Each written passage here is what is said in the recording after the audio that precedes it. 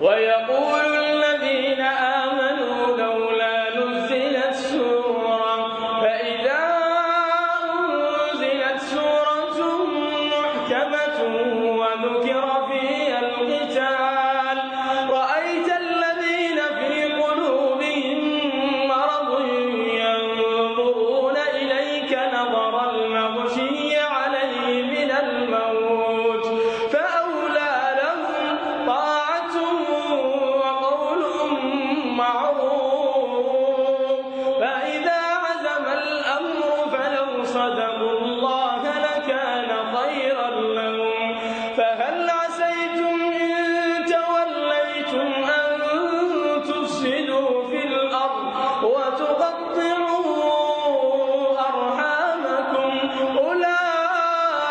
أولئك الذين لعنهم الله فأصمهم وأعمى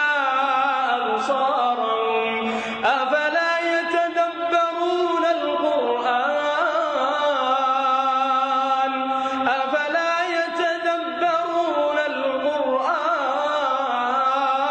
القرآن أم على قلوب أقفالها أفلا يتدبرون القرآن أم على قلوب أقفالها إن الذين ارتدوا على أدبارهم من بعد ما تبين لهم الهدى الشيطان سول لهم وأملى لهم ذلك بأنهم قالوا للذين كرهوا ما نزل الله سنطيعكم في بعض الأمر والله يعلم إسرارهم فكيف إذا توفتهم الملائكة يضربون وجوههم وأدبارهم ذلك بأنهم اتبعوا ما أسخط الله